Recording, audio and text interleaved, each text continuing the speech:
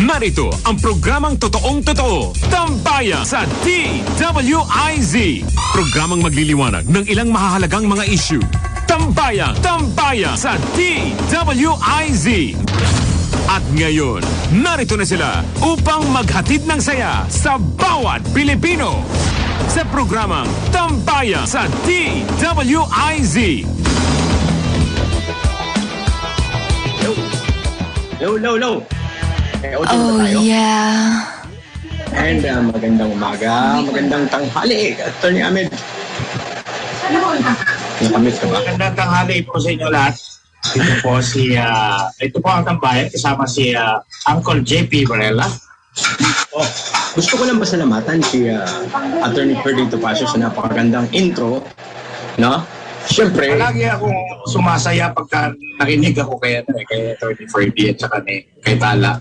Kaya, Kuya Wilmer, sa susunod, pag kami ay kumatok ng mas maaga, panagan nyo naman kami kasi gusto namin mapakinggan yung mga intro ni Attorney. Tsaka, si Tala pala nasa UK.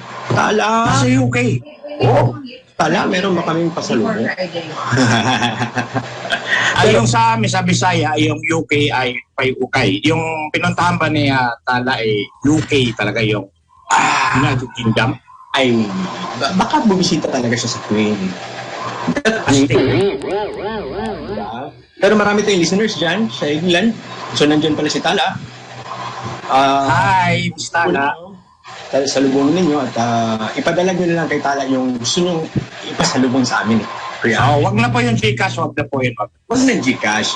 Gusto namin yung ano pa masarap galing sa England? Tea? Wala, matabang lahat ng pagkain doon. English tea siguro. At saka yung scones. Pero yung tea galing dyan sa India. India. Adi, ano na lang tayo sa India humingi? Huwag na lang sa England. Ano yung notice? Hindi ko makita yun. Hindi, tea. Okay? Pero anyway, meron tayong, hello, ano ba itong nagano? Nagbibip? Uy, ako ata. Sige. May kuryente ka? Hindi, napuputol na naman yung aking charger. Pero anyway, madali lang naman to. Attorney Ahmed, pinanood mo ba yung katatapos ng state funeral ni yumaong President Fidel V. Ramos? Hindi. Kagigising ko lang. Ako hinabol ko eh. So nakita ko yung very solemn na ceremony na dinaluhan ni BBM at mga iba pang mga dignitaries and friends and family, you know. So tayo po ay muling nagbibigay pugay kaya Presidente Tabaco na sinasabi nila, no? He will be remembered as kung si Douglas MacArthur ay pipa, no?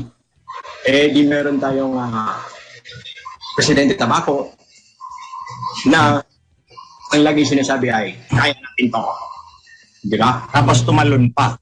Oo. Tumalon pa yun. Ayun. Hindi natin nakalimutan yan.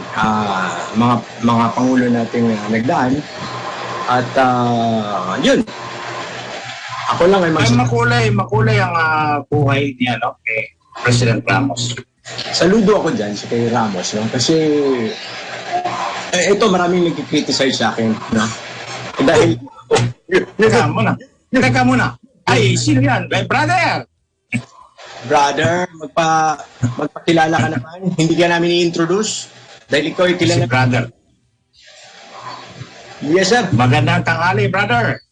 Brother, happy birthday. Ay, salamat. Ay, hindi ka na nakikilala ta sa boses sa mga nasa radyo. Magpakilala ka sa identity mo. JP, Attorney Ahmed, mga kababayan, ito po si Attorney Glensong.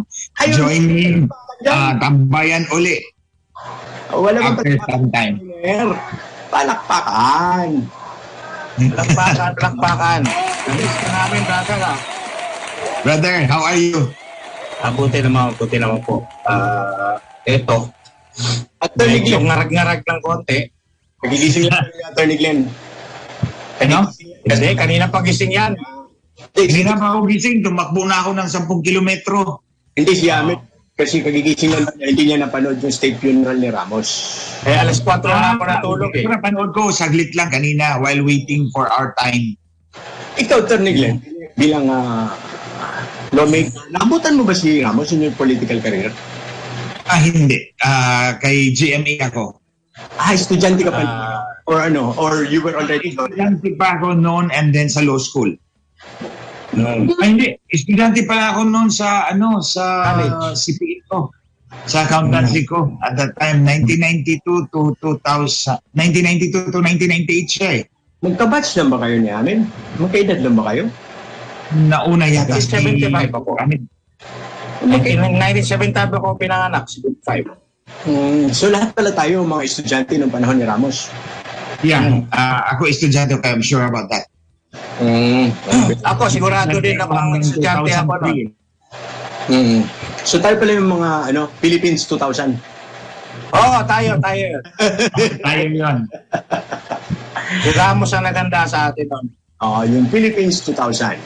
Y2K din, yung Y2K. Yung Y2K. Pero si Erap na yung presidente noon. No. Si Erap. Noong 2000, yes, si Erap na kasi natanggal sa 2001 yata eh. Di ba? Pero si Jimmy, 2000 din. May yata yun, di ba? No. Early part. Mga February ba yun or March? I couldn't recall anymore. So we were all students. And then, anong recollection mo ng panahon ni Ramos? Nasa Visayas ka, Tony? Yeah, sa Cebu. Sa Cebu ako at that time because I was a student sa dalawa yung eskwelahan ko noon eh. San Jose Recoletos at Cebu Institute of Technology. At lipat-lipat lang ako. Pero ang tanong, what was the general mood about the president and about the country? No, what I recall was it was during his time when the economic growth started to steady. Kasi di ba before in the 1980s, boom and bust cycle yung ekonomiya natin eh. I'm very doon ako nakafocus sa ekonomiya natin eh. That's the way we have to go forward. So dapat yun yung focus ng ating mga kababayan whenever we elect leaders. Yung ekonomiya ang i-priority natin. During the time 1980s, it was boom and bust, especially during the time ni Cory. Pero nung di ba may kampanya yon si President Ramos na to make us a new tiger economy. Yes. Of course now we are already classified as a newly industrialized country. Ngayon, we are already a newly industrialized country, lower middle income class. Ayun na, nasagot tayo, Attorney Ahmed. Kahapon yun yung tanong natin, di ba? Kung agriculture yun ang pa ba tayo o nandun na tayo sa industrial stage. So,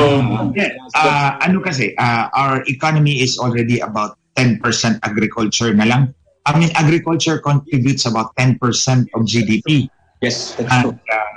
Manufacturing, about 28%, 28.4% to be exact. And service sector is 60+%. So we are in the human slavery stage. JP, Brother Ahmed, mga kababayan, actually, ang trajectory ng developing economies, usually, we start with agricultural economy, di ba? That's where almost all countries start with agricultural economy. Mas malaki ng parte ng ekonomiya is agriculture. Then, magiging manufacturing yan, di ba? Magiging manufacturing yung, eventually magiging manufacturing, then eventually magiging service sector economy. So, mas mataas yung service sector. Ang Pilipinas did not follow, at ang bansa natin did not follow that normal trajectory from agriculture to manufacturing to service. Sumipa masyado yung service sector natin. So, ngayon, ang composition ng ekonomiya natin is pinakamababa, agriculture, then followed by manufacturing. Then, kumbaga, hindi tayo nag-evolve from agriculture to manufacturing to service. At tayo ay agriculture, lumagpas tayo diretso sa service sector. Kasi yung service, joke lang to baka seryosohin ng ating mga kaibigan parang yung mga anak ng magsasaka diretso na sa Ermita Tolo, Malate. Tama. Sa Tama yung presenting sinasabi ni Attorney Glenn Chong. Even in political theory, well, economic political theory, sabi ni Karl Marx, ganun nga, galing sa pisante, papunta sa laborer, hanggang papunta na sa sosyalista na gobyerno. Kasi pagdating doon sa labor, wala pa ng service sa sector sinasabi ni Marx eh. Sa labor pa lang. Hindi pa niya kilala yan. Sa fabrication, sa pag-manufacture ay may alienate na daw yung mga sarili nila. Hindi na nila nararamdaman na tao pa sila. Parang robot sila dahil nasa yung chain, yung parang manufacturing chain. Diba? So parang nala sila mga robot. Kaya bubuhayin daw uli sila ng sosyalismo tayo dahil hindi na tayo dumaan dyan sa manufacturing, diretso sa labor. Paano ang communism dito? Hindi talaga siya uubra. Hindi siya uubra. Yeah. Pero sa loob ng service sector, ito ni Glenn, hindi natin pa masasabi na we are at the high end of the service sector kasi parang tayo yung nagpo-provide ng domestic low-end service sector contribution in the sense na nandun tayo sa BPO and dirty, dangerous, and despicable jobs sa domestic work. Diba? Actually, the BPO hindi naman siya actually low end all the time. I mean all of them because we have automation, for example animation. These are high end BPO sectors, yung paggawa ng animation, for example, aerospace industries, yung pag-ayos ng mga eroplano. We have technical di ba diyan sa considered yun as service sector yun. Because we don't produce products there. Kung makikita mo sometimes pag lumilipad ako dyan sa NAIA, may nakikita kong A380, yung mga malalaking eroplano. Diyan pinapagawa sa Lufthansa Technic, yung joint venture ng Philippine Airlines at Lufthansa. These are high-end service sector sa aerospace industry. So, hindi lang siya actually low-end lahat. Although BPO, I don't classify it actually as low-end except yung magsasagot. Meron naman yung medical transcription. Actually, for example, accounting services. These are high-end.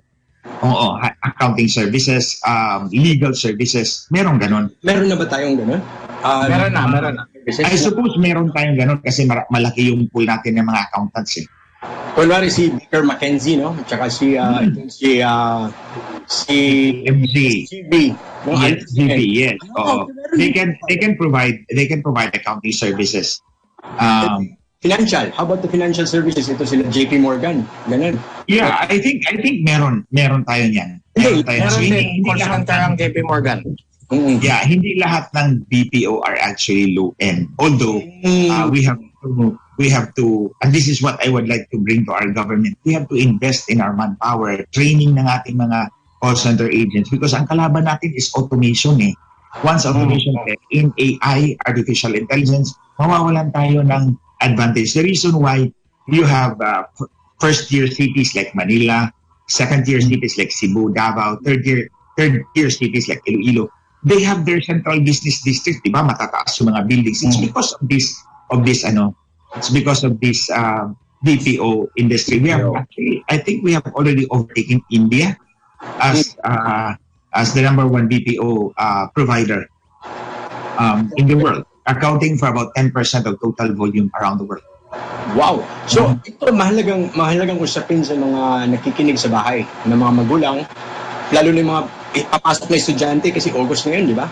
Magsisimula ng classes. Okay? We would like to encourage our students na you have to invest in learning English because that is our innate advantage. Di ba? Innate advantage natin yan eh. Yung tongue natin, it can easily adapt to the American language because it comes as a second language to us. So, dapat we have to invest. Other countries are investing in learning English. Although, of course, yung kanilang tongue is different. Hindi as versatile as the Filipinos. Kasi magaling yung deal talaga ng Pilipino gumaya ng pati slur and slang. Accent. No? Sa akin din, magaling din. itong Hindi ilaw lang. talaga. Ilagyan mo nga ng ano yan, ng filter. Kaya nga, we encourage our students, our parents na you have to invest in learning English, speaking English well. Kasi matutunan mo naman yan. Marami naman dyan sa YouTube. You can actually exercise it every day if you speak in English, di ba? Or makinig ka sa amin sa Tambayan because we speak English here.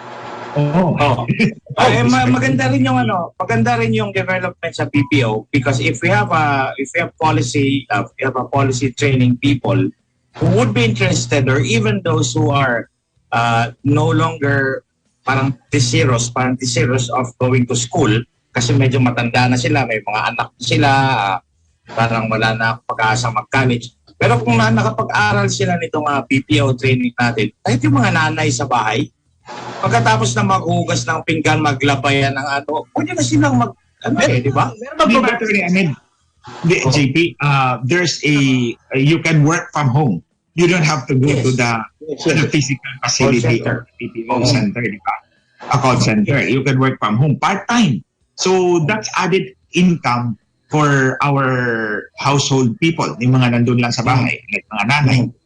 Di ba?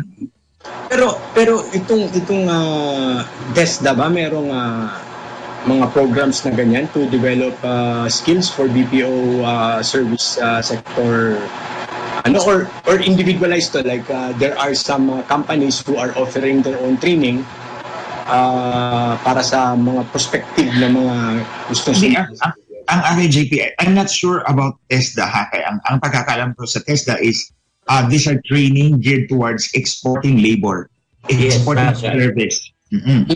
So, well, it helps because pag train talaga yung pinapadala natin sa labas, they can actually demand higher pay, di ba?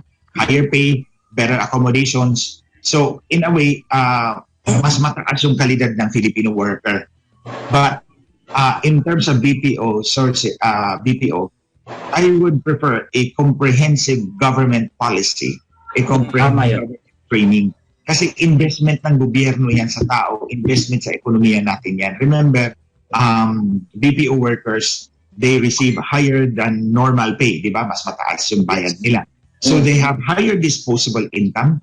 With higher disposable income, they can generate more economic activity. Kasi bibili sila ng ganito, they buy, di ba? Our economy is sila sa cellphone. Yes, our economy is consumer driven. So the more money there are sa tao, the more money that will turn around in the economy.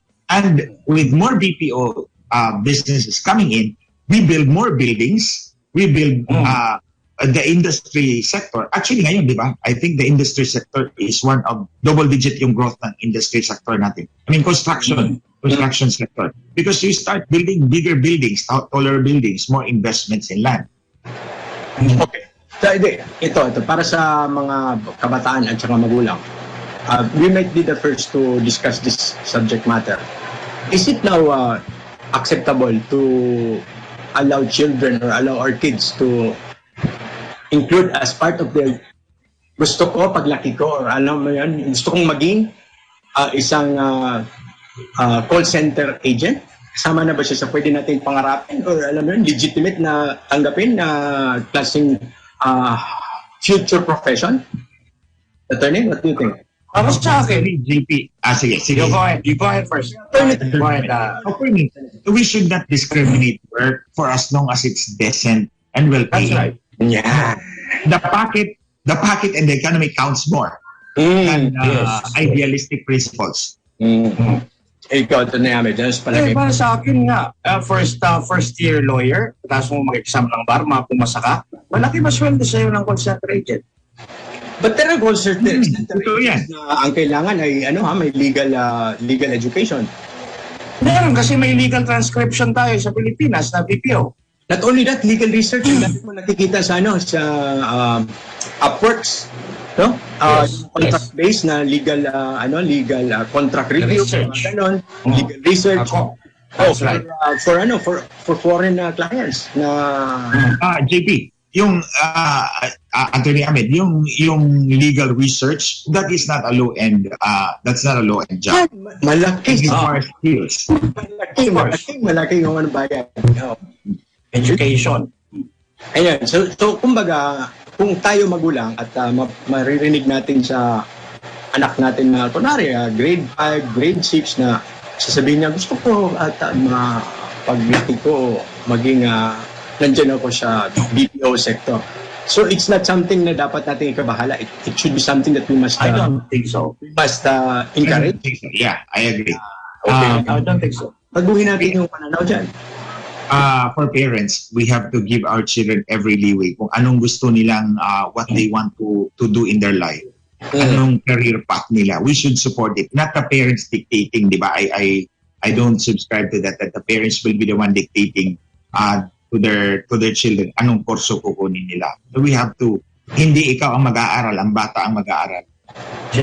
Siya ang magtatrabaho, siya ang kikita. At saka sa tingin ko, that kids right now are the ones able to see the advantages of the things that they would choose. For example, mas gusto ko yung call center dahil nasa bahay ako. I can take care of my mother who is old. Hindi na ako mahihiwalay sa pamilya ko kagaya ng mga kapatid kong nasa abroad. Mga ganyan. So, it's really, the Filipino children now have become pragmatic as well in their own little ways. Yeah. Na even those choices are driven not only by what they see online, but also by the culture that they are emerging wherever they are. Yes. Kasi right now, okay, hindi lang to sa mga bata, no? Pero yung mga anak ng ibang mga magulang ngayon na mga kagagraduate lang or kapapasa pa lang ng board ng kanilang profession, tapos nagtatrabaho sa BPO. Para kasi minsan ang treatment natin sa society, sayang. Yan, medtech yan pero nasa call center. So hindi siya dapat sayang, di ba? Yes, I agree. Well, kung sasabihin along the lines of misemployment, well, that is correct. Sayang. Pero within the lines of economic pragmatism and making do with what we have, that's good. I mean, that's excellent. But not only that, yung pinupunto kasi ni Attorney Glenn, that they are contributing the biggest chunk of our economy right now. In fact, we should be proud of them. Tama ba, Attorney? Yes. Oh, yes. Of course.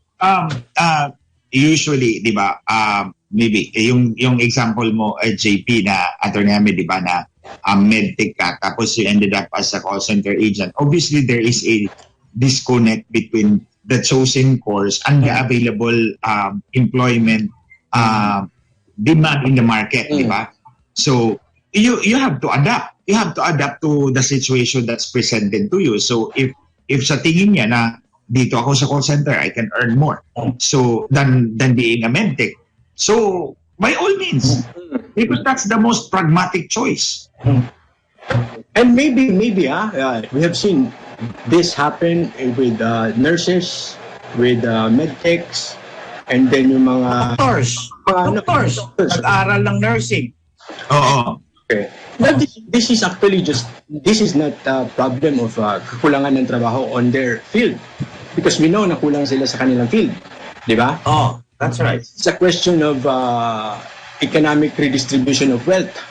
Di ba? Yes. Kumikita naman talaga yung mga hospital na malalaki, hindi lang nila binabayaran ng tama yung mga nurses and laboratory workers. Di ba? So, the PPOs are only actually just competing with the manpower na limited resource. No? Hindi sila... That's right. Ang disconnect happened in the employer side. Diba? Kasi kung si hospital magpapasweldo, minimum wage para sa medtech, diba? Center na lang yan.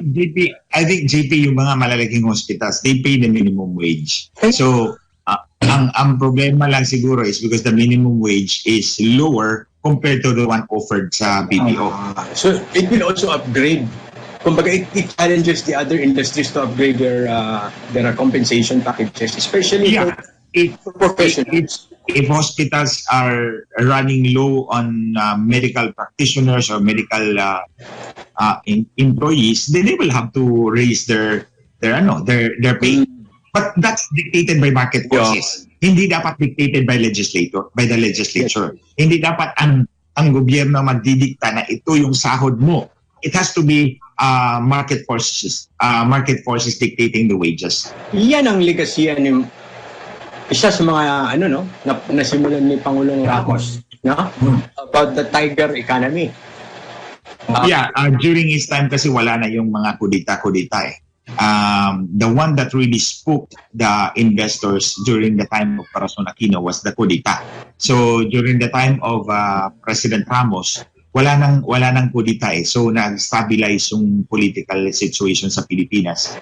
And then we were able to get investments. Although we could have gotten more direct investments. Yan yung pag-uusapan natin sa pagbabalik ng tambayan, yung political stability. No?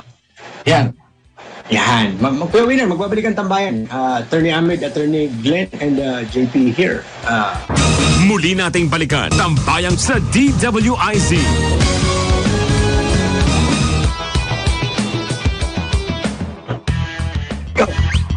Nagbabalik po ang tambayan, mga kaibigan, kasama si Attorney Glenn Chong, si Uncle JP Varela, at ako. Piawin na nandiyan din. Yun. Maraming nag-react sa yung chat natin dito online. May nagsasabi una na, hello, Attorney Glenn Chong. Nice to see you back. Kamis. Okay, sabi niya siya. Pero yung iba, nagsasabi na yung mga nurses, some of them are becoming chef. And then, yung iba, nagsasabi dito na may problema talaga daw sa ating mga hospitals, yung kanilang sahod, yung disparity ba ng ang laki na nakukuha ng doktor, pero yung mga nurses, lalo na yung mga may-ari na doktor. And then, itong isa naman nagsasabi na kailangan talaga ng political stability. Yun. So, yun yung subject natin ngayon, political stability. Si Ramos was somehow able to achieve that, right? Yes. Marami kasi nagsasabi na ito si Ramos daw is remembered only by his selling of assets.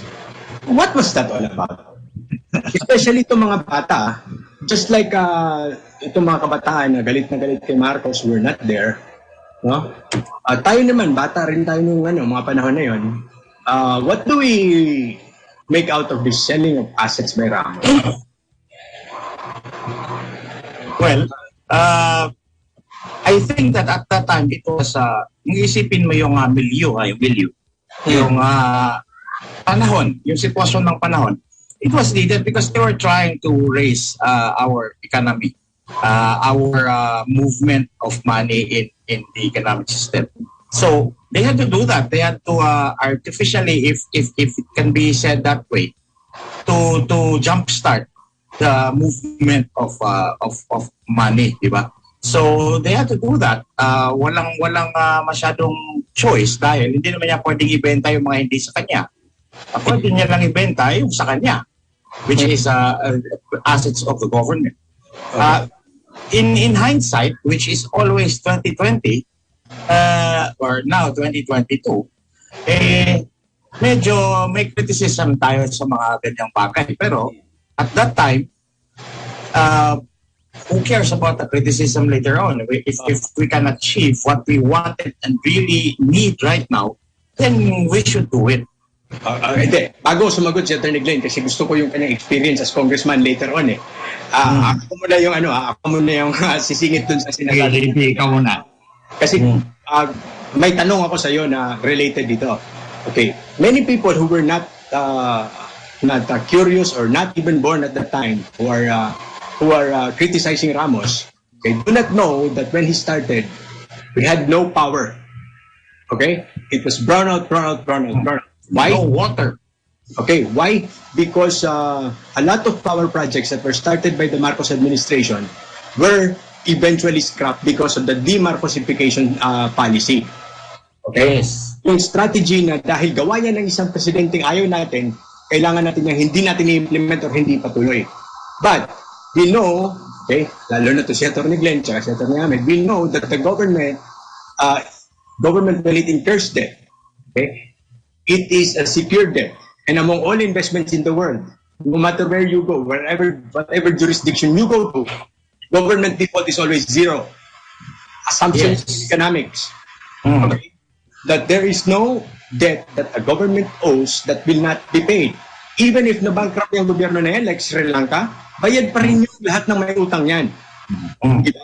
Never nagkakaroon dito. So, ibig sabihin, kung in-scrap ni Coy yung lahat ng programa ni Marcos na inutang or nag-incur na yung gobyerno ng debt, like the Bataan Power Plant, ayaw pa rin si Marcos ang nagpagawa, Binayaran pa rin natin.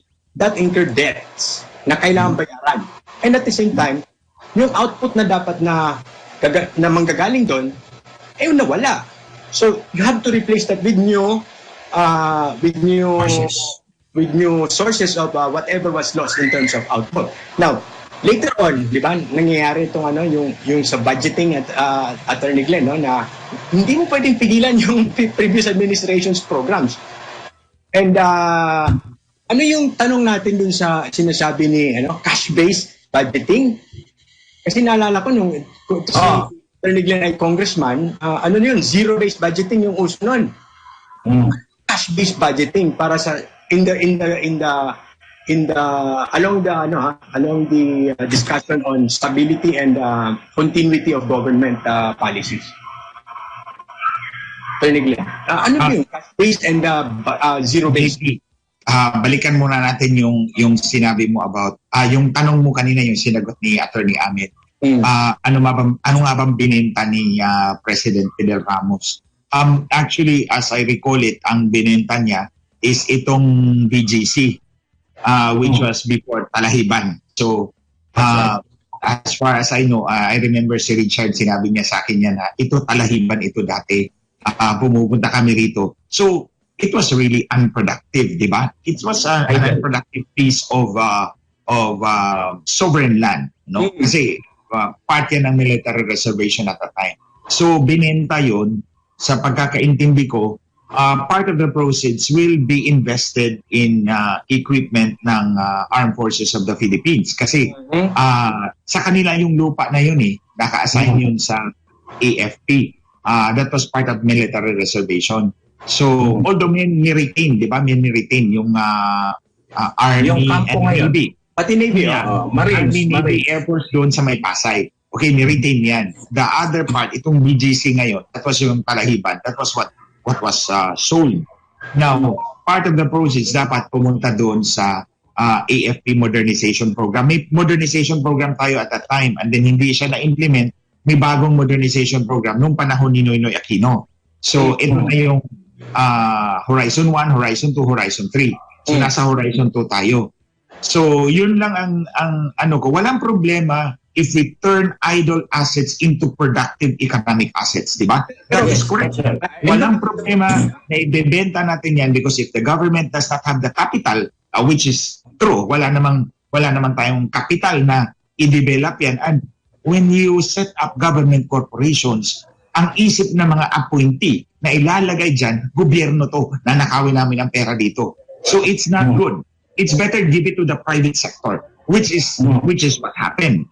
So ang ginawa, binenta yung BGC area kay Manny Pangilinan, yung part ng Salim Group, and then they developed it. And here you are. You have a big economic generator, di ba? Nandiyan yung mga call centers, nandiyan yung mga financial services. Si Pea Amari. Pea Amari, the Rojas Boulevard extension yung nasa SM ngayon. How many billions of businesses are now yung Pia Amari. Oo, yung reclamation. Yeah, yes. So, na-develop yan. Natayo yung Mall of Asia. Diba natayo yung Mall of Asia? Basis development of Philippines. Okay? Na pina-privatize din yung parts of the US bases.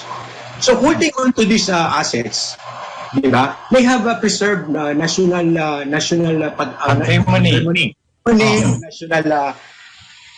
historical whatever, no? But isipin niyo kung naging blanco pa rin yung mga lupa na yan at nagmamarcha-marcha lang yung mga sundalo dyan and wala tayong call center dyan ngayon sa BGC, saan kaya yung mga yun? Actually, dalawa ang epekto niyan, JP, Attorney Ahmed. Dalawa ang major na impact niyan. First is, pagbenta mo, the government will earn, di ba? Babayaran ng gobyerno. And then, pagkatayo ng mga negosyo, kukuha din ng gobyerno ng tax doon. O, di ba? So, yung isa, may immediate na cash infusion sa gobyerno. The other part, once it is developed, that's long-term recurring income in the form of taxes sa mga negosyo na mapupunta dyan. Diba? At saka spendable money sa mga nagtatrabaho dyan. Yes. So instead of talahiban yan, unproductive land, naging productive siya. The only problem with that ng panahon ni FBR, wala naman tayong patunay na siya ang may kasalanan. Hindi na napunta yung binayad doon sa AFP. Hindi na implement as part of the first AFP modernization program. But that is the kaya nga sabi ko nga Congress, di ba? Kayo yun nasa Kongreso ang nagbabudget ng pera ng gobyerno. Pero may mga JP, ang mauuna dyan kasi dyan ang DBM. It's the Department of Budget and Management which produces the National Expenditure Program. Makapal yan na libro. Correct. Makapal yan na libro. Nandun lahat yung itemized expenditure. Yung itemized na budget ng gobyerno, nakalista lahat doon. So, yun yung ipapadala sa Kongreso. So, each of us, mga congressman, meron kaming kopya ng NEP so that we can go over it line by line, item by item. Pero ang pag-budget talaga, nagsisimula talaga yan sa Department of Budget and Management. Then, pupunta sa Kongreso for approval. Okay, pero di ba napag-usapan natin ang problema ni FBR nung pumasok siya brownout?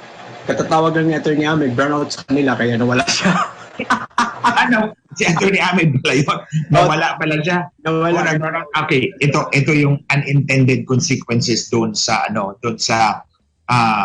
lack of foresight, which I would really blame the Aquino administration because yung mga projects yung power projects that were supposed to come on stream in 1986 to 1992, hindi yun na implement. Example, yung Bataan Nuclear Power Plant. I don't see any problem with the Bataan Nuclear Power Plant. Actually, we ended up paying it all $2.2 billion. Binayaran natin yun. Pero hindi niya ginamit. That was a gross mistake. Yes. So, eventually, when the economy grew, tumaas yung energy consumption requirement and hindi na kinaya ng existing plants natin. So when doon na yung meron tayong mga rotating brownouts at that time. So nung pumasok si President Fidel Ramos, he wanted immediate solution to those problems because it would really impact on the economy in the long term. Kasi kung puro ka brownout, walang mapuproduce na economic work of economic value. Walang magba-brown out yung manufacturing, yung mga pabrika, walang mapuproduce. Yung mga trabahante, walang trabaho. So, eventually, pumasok yung mga independent power producers, yung mga IPPs, di ba? Yung mga independent power producers because the government was in dire need of power plants. So, kung ano yung ididikta nila, sumakayo na lang ang gobyerno. O, ito yung presyo namin, ha? Whether kakailanganan nyo ito o hindi, ito yung presyo. For example, meron akong power plant A. I'll produce 500 megawatts. And whether the demand is 500 or 300 or 100, bayaran nyo ako for the excess capacity. So, bayaran nyo kami sa excess capacity at this price. So, walang magawa ang gobyerno, kundi... Na-hostage nga siya doon. Di ba? Okay. So, maraming planta na tayo. But at the end of the day, sumobra yung capacity. Sino may-ari ng mga planta na yan? Mga private investors yun, independent power producers. Kasi dati... Pangalan, pero isa lang yung may-ari. Pardon? Iba-ibang pangalan, pero isa o dalawa lang yung may-ari. Di ba? Oo. Huwag na ng mga Aboitiz at saka mga Lopez, di ba? Eventually, yung Aboitiz binibili nila. Yung iba. Kaya nag-consolidate nila. Pero originally, independent power producers yun. Then eventually, binili nila na na-consolidate nila into Aboitiz power. Pero in any case, kita siya doon. Walang magagawa yung gobyerno dahil yung gobyerno natin. Ang problema doon, JP, mga kababayan, is aside from that, kasi malaki naman yung capital requirement, uutangin ng investor yun. Papagarantiya pa sa Republika ng Pilipinas. Yung sovereign guarantees. So yun, wala tayong choice doon because we need power plants at that time. So what's the lesson for all of us is that government should be proactive malayo pa mag-i-invest na tayo ng yung gradual investment in the power sector para hindi tayo umabot sa pababa yung reserba, the reserves become thin, magro-rotate na naman tayo ng brownouts, di ba? Because it will have a long-term impact on the economy. Pero ito very quickly lang, no? Isa sa mga panahon ni Ramos ng mga changes is that oil deregulation law. Alala mo yun? Yung OPSF. Kasi dati meron tayong oil price stabilization fund na piso. Yes, oil price stabilization fund. This was actually a creation of President Marcos. This was a reaction to the oil crisis in the 1970s, di ba? Doon yan nagsimula sa Yom Kippur War ng Israel at saka yung mga Arab countries. Nag-away sila in the... Libya and and then there was the Lebanon. Tapos nag-spill over in the 1970s, yun yung oil embargo, tumaas yung presyo ng oil. So nag-establish tayo ng Oil Price Stabilization Fund. And then nagkaroon ng OPEC, yung cartel na maaari nila. Ibig sabihin ng OPSF, mga kababayan, may cap po yan sa presyo. So, for example, ipagpalagay natin under the OPSF mechanism, ang presyo ng diesel ay dapat 30 pesos per liter lang. If may movement sa international market at tumaas ang presyo ng, say for example, from 30 naging 32, hindi mag-a-adjust sa Pilipinas ng presyo. 30 pa rin. Yung 2 pesos, babayaran yun ng gobyerno. Ng gobyerno. Oo. So, ito yun. Yun yung OPSF, mga kababayan. Explain po natin sa kanila. So, may pondo po ang gobyerno doon. So, nakapeg po example, 30 pesos per liter. Pag may adjustment may upward adjustment ng oil price, naging 32 na, yung 2 pesos hindi ipapasa sa taong bayan. Sounds ang good. Ang gobyerno magbabaya doon. Sounds good. Okay. Pag bumaba naman ang presyo, pag bumaba naman ang presyo at naging 26, hindi rin mag-a-adjust. 30 pa rin. So yung 6, yung 4 pesos na sobra, ibabayad ng companies sa gobyerno. Papunta sa fund. Sa OPSF. Sa OPSF. Oo. So, pag tumaas, ang gobyerno magbabayad sa differential.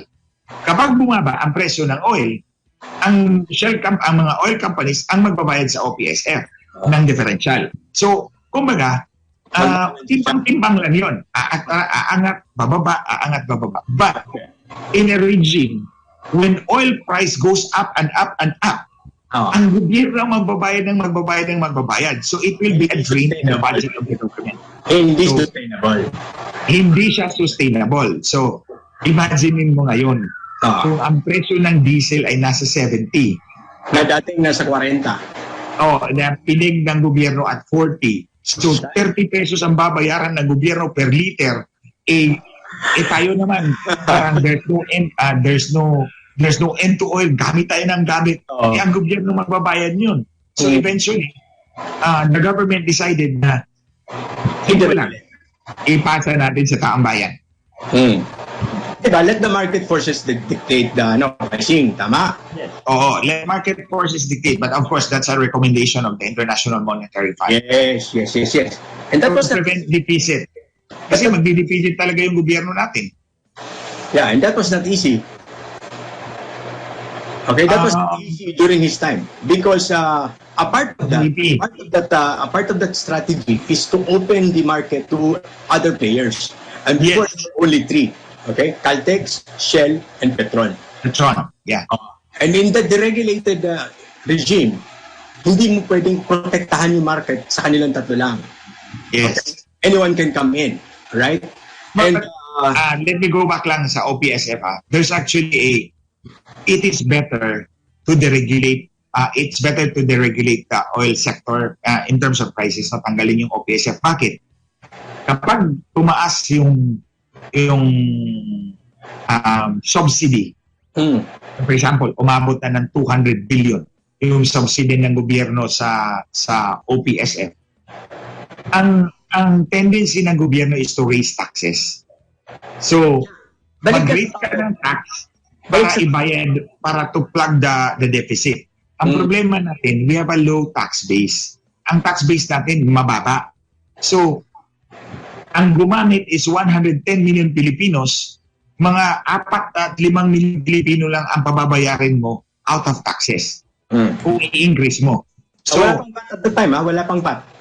Tapos, yung mga mayayaman, they have so many tax shelters na konti lang yung babayaran nila at the end of the day. The billionaires. So, the billionaires, they end up paying less because they have so many tax shelters. So, tax exemptions, deductions, magagamit nila yung loophole ng gobyerno sa tax code natin. So, it is better na tanggalin mo yung OPSF so that the cost is spread across the users, the actual users. Correct. Naalala ko kasi estudyante pala tayo pareho at that time, no? I was in the student council actually, UP Diliman Student Council at the time. And we were making a position whether we are against or pro the regulation law. Ako, economics ako. Di ba? All my kasamahan, they were, of course, the normal, kahit basta yun yung trust ng gobyerno against tayo dyan. But we ended up making the decision na, okay, we'd rather not make that the stance. Okay, kasi hindi kami magkasundo. Because ilan din sa amin doon nakakaintindi na hindi siya pwedeng pigilan. Pero yun nga, just a short, introduction lang doon sa or short review. Because some of them are saying na binenta daw ni Ramos yung Petron and that's bad for the No, until now, we still own shares of Petron. But in a deregulated industry, napaka-unfair nun if one of the players out of the three is the government. And then papaderegulate mo. You'll be giving unfair advantage to your two competitors. No? So that's why the government had to let go some shares of Petron. But it still owns a part of Petron up to now. Yeah, it still, the government still owns a sizable chunk of Petron. Yes, and the public also. The public also owns Petron. Kaya nga. I own shares of Petron. Yun. Kaya nga, so Petron now is not one of the oligarch-controlled or international business-controlled. It is a Filipino-owned petroleum. It's actually a public corporation because its shares are already open to the public. Yes, in the real sense. Di ba? Walang control It's a publicly listed corporation. And hindi siya kontrolado ng malaking negosyante. What do you think? Can you say? Ng any particular, yung majority. Kung sino yung majority dyan. Sino ba majority dyan? I'm not aware. You kasi ang public is maliit lang naman ang shares ng public dyan. But you are a stockholder and you are not even aware. Yeah, I'm a stockholder of Petron. But you're not aware. Pero kundi lang naman yung shares ko dyan. Kaya nga, but you do not even suspect na ito ay kay Ayala, kay ano, hindi. Hindi. Before Petron was partly owned by Aramco, Saudi Aramco. Oh, the largest oil refiner in the world. Attorney Glenn, we really miss you and we want you back every Tuesday. I'll be back Tuesday next week. Yun, no? And alauna na naman. Tayo rito. Alauna na tayo. Wala nang oras. I, in the heart of business. Thank you, Attorney Glenn. Thank you sa lahat Thank you. Listeners. And kita tayo bukas with Attorney Nick naman. Salamat. Tambayan sa DWIZ.